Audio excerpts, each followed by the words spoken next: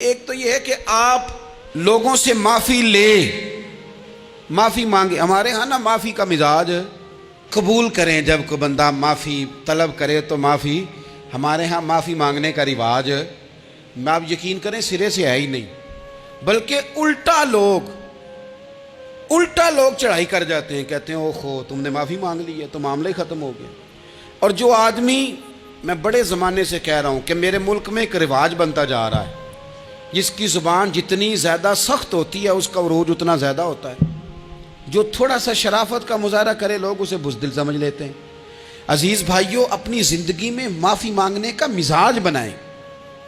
آپ طلب کریں کہ یار مجھ سے غلطی ہو گئی، میں انسان ہوں. آپ یقین کریں ڈھیر سارے لوگ ہیں جن کے ذمہ ڈھیروں معافیاں ہیں، لیکن ان کا مزاج نہیں، ان کی طبیعت نہیں، ان کا تکبر آڑے آ گیا ہے.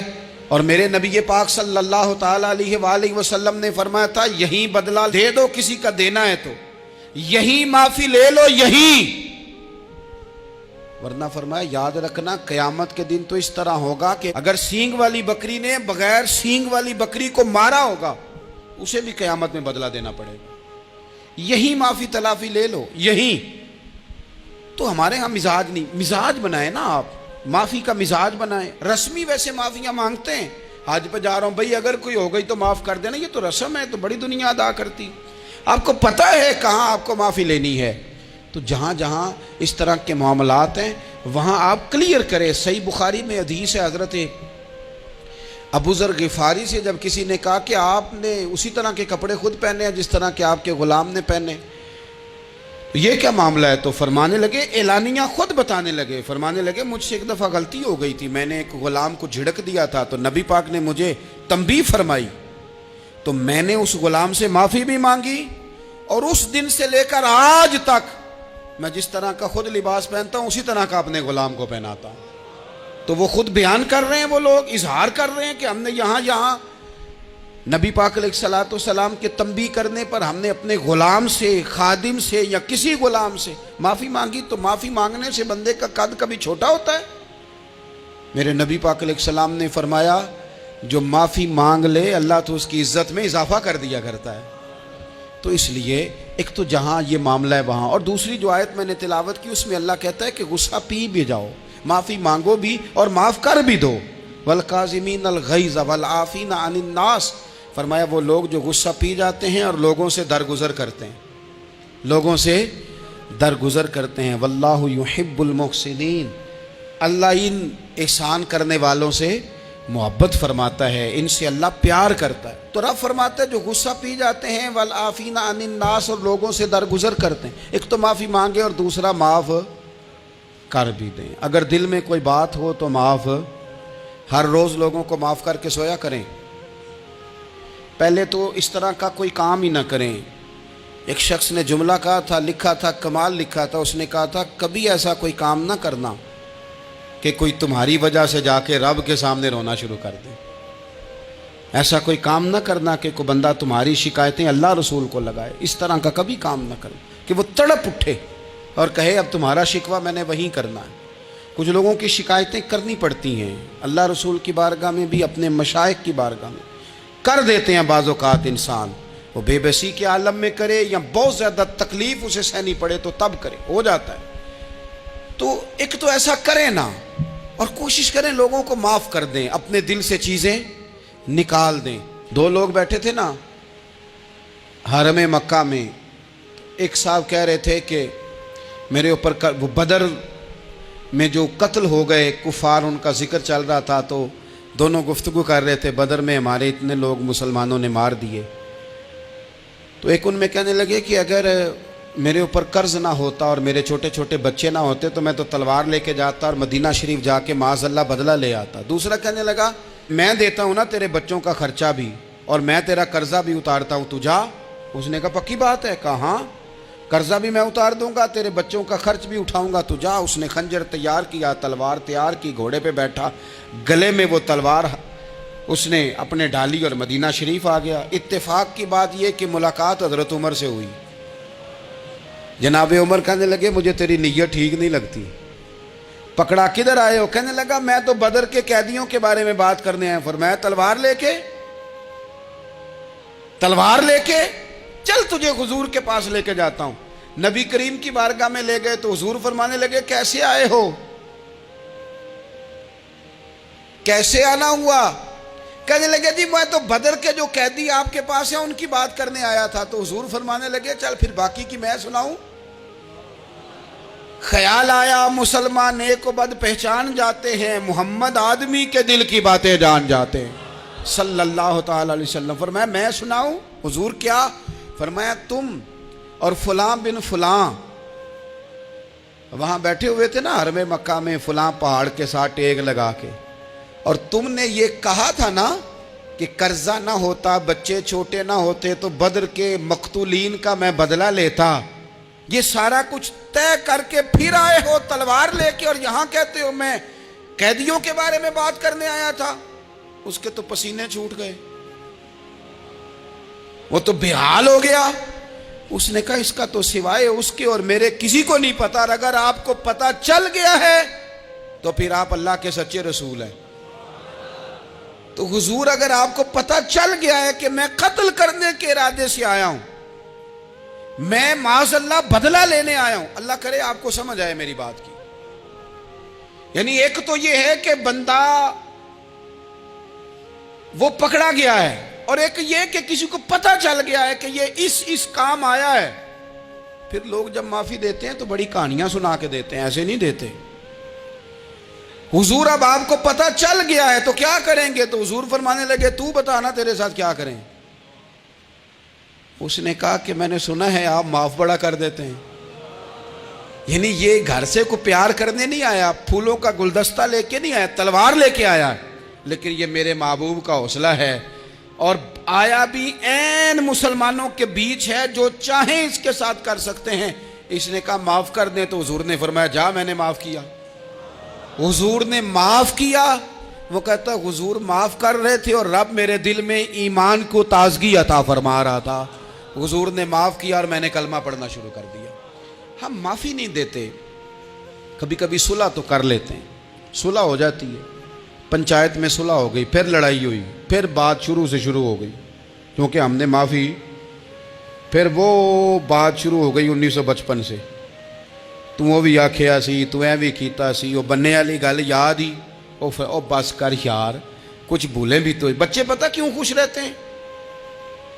आपको पता है बच्चे क्यों खुश रहते हैं? बच्चों को बात भूल जाती है, इसलिए बच्चे, अम्मा ने इधर 2 थप्पड़ मारे 3-4 मिनट पहले, और अगले 5 मिनट में अम्मा ने फिर माथे का बोसा लिया तो भूल गई बात।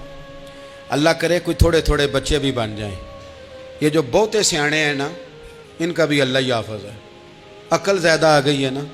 इसलिए इकबाल जैसे लोगों ने कहा था खिरत की गुत्थियाँ सुलझा चुका हूँ, या रब मुझे साहिबे जुनू कर दे, साहिबे जुनू कर दे, साहिबे अल्लाह कोई थोड़ा सा मुझे मजनून भी बना। ये ज़्यादा अकल तो किसी काम की रही नहीं, पागल कर दिए, पागल कर दिए।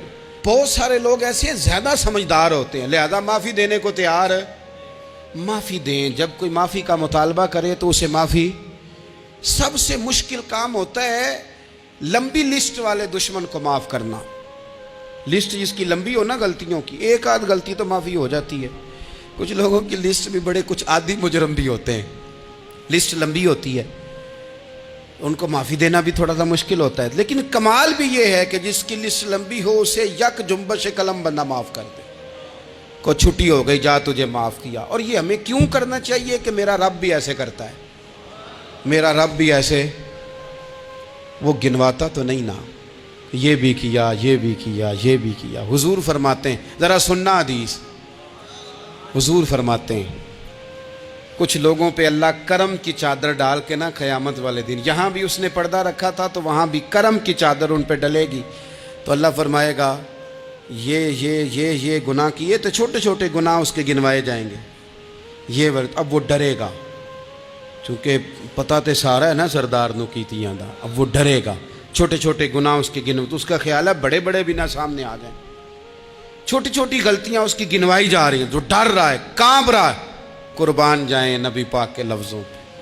कुछ गल्लां अजइयां ने कुरान पाक च, अजइयां ने, ये ना मेरी दादी कहा करती थी, मेरी अम्मा कहा करती थी, कुछ काम अजय ने, کچھ گلاں اجیاں نے کہ اتنے دل کرتا ہے صفحہ بند ہو جانا ہے تو معافی ہو جانی، یعنی ختم ہے یہ بات، اس سے آگے کسی نے سوال پوچھنا ہی نہیں۔ چھوٹے چھوٹے گناہوں کا اللہ تذکرہ فرمائیں، یہ کیا یہ کیا یہ کیا، یا اللہ ہو گیا۔ اب بندہ ڈر رہا ہے کہ بڑے بڑے بھی سامنے آ جائیں گے، لیکن چھوٹے گناہوں پہ ہی فل سٹاپ لگا کے نا تو رب فرمائے گا یہ جو تیرے گناہ ہیں نا اس کے بدلے تجھے نیکیاں دی جا رہی ہیں۔ تو نے سچی توبہ کی تھی تو ان گناہوں کو بدل کے نیکیاں بنایا جا رہی ہیں۔ پہلے ڈر رہا تھا، حضور فرماتے ہیں، اب فٹافٹ بول پڑا، کہنے لگا یا اللہ میں نے تو بڑے بڑے بھی کیے ہیں، یعنی اگر چھوٹوں کی نیکیاں بن گئی ہے تو وہ پاپ کدھر ہیں بڑے بڑے، وہ میرے کدھر ہیں۔ کریم یہ بات کر رہے ہیں اور صحابہ رو رہے ہیں، میں نے تو بڑے بڑے بھی کیے ہیں، بڑے بڑے کدھر ہیں۔ اللہ تعالیٰ بندوں کو معاف فرماتا ہے، رب اپنے بندوں کو وہ معاف کرتا ہے۔ اگر اللہ معاف نہ کرے تو جتنے جرم ہمارے رب کو ہمارا پتہ ہے، بتاؤ سویرے روٹی ملے، سانس ملے، شعور قائم رہے، جب مالک اتنا معاف کرتا ہے تو ہم اس کے بندوں کو کیوں نہیں معاف کرتے؟ کر دے معاف۔ پکے لوگ کھڑے تھے، پکے دشمن کھڑے تھے فتح مکہ کے دن حضور کے سامنے، اور کچھ لوگ ایسے ہوتے ہیں جن سے امید نہیں ہوتی، اپنے ہوتے ہیں کہ یہ والا جملہ، اور بندہ کہتا ہے یار تجھے تو نہیں نہ کہنا چاہیے تھا، کوئی اور کہتا مجھے۔ کہتے ہیں، یہ نہ سمجھیں کہ لوگ کہتے نہیں، کہنے والے، یہ بات ہی آپ چھوڑ دیں کہ کوئی آپ کو کچھ کہے گا نہیں، یہ چھوڑ دیں۔ مخلوق تو اس طرح کی بات ڈھونڈ کے لاتی ہے کہ انسان پریشان ہو جاتا ہے کہ یار میں یہ کر سکتا تھا، میں نے کیا نہیں، اور جو میں نے کیا نہیں وہ تو نے میرے کھاتے ڈال دیا ہے۔ ایسے لوگ سامنے کھڑے ہو گئے فتح مکہ کے دن کہ جن کے چہروں سے ان کی زیادتیاں عیاں ہو رہی تھیں، ان کے ظلم چھلک رہے تھے چہروں سے۔ حضور کے سامنے کھڑے ہیں، کانٹے بچھانے والے بھی، روڑے مارنے والے بھی، گلے میں رسیاں ڈال، سارے کھڑے ہیں۔ حضور نے فرمایا بتاؤ تمہارے ساتھ کیا سلوک کروں؟ انہوں نے کہا آپ کریم ہیں، تو حضور نے پتہ کیا کہا؟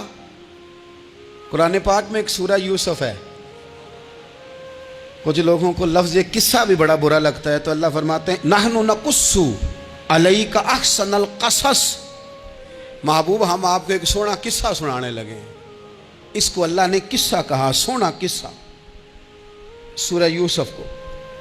تو سورہ یوسف کیا ہے بھلا؟ ذرا انداز دیکھیے سورہ یوسف کا۔ پہلے حضرت یوسف لاڈلے ہیں باپ کے، لاڈلے، پھر اسی جناب یوسف کے منہ پہ تماچے ہیں، پھر وہی جناب یوسف کنویں میں ہیں، پھر کنویں سے بچ گئے، کنویں میں گرا بھی بندہ کبھی بچتا ہے، بچ گئے، اللہ کی شان ہو تو بچ جاتا ہے، بچ گئے۔ فرماتے ہیں میں نے سمجھا بچ گیا ہوں، جب بچ گیا تو بڑی تکلیف ہوئی۔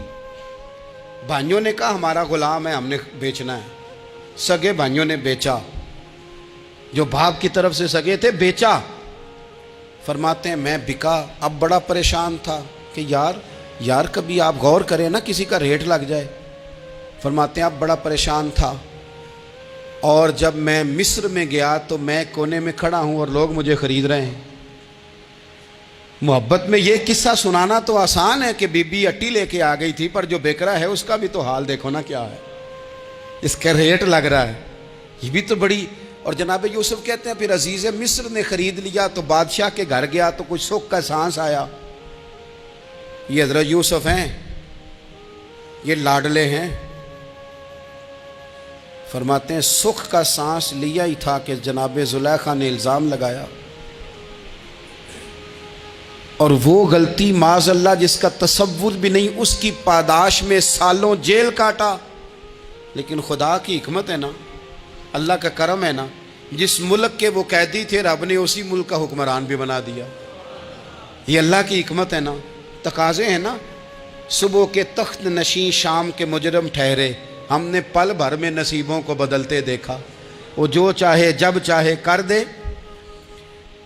تو جب وہی بھائی مجبور ہو کر سوالی بن کر سامنے آئے ہیں، پتہ کیا ہوتا ہے، بندہ معاف کر دیتا ہے، بہت سارے لوگ معاف کرتے ہیں پر کہانیاں سنا کے، پتہ جے نا ادوں کی آکھیا سا جے، پتہ جے نا ادوں کی کیتا سا جے، پھر پتہ جے نا تسی اے بھی آندے سو، یہ ساری کہانیاں سنا کے۔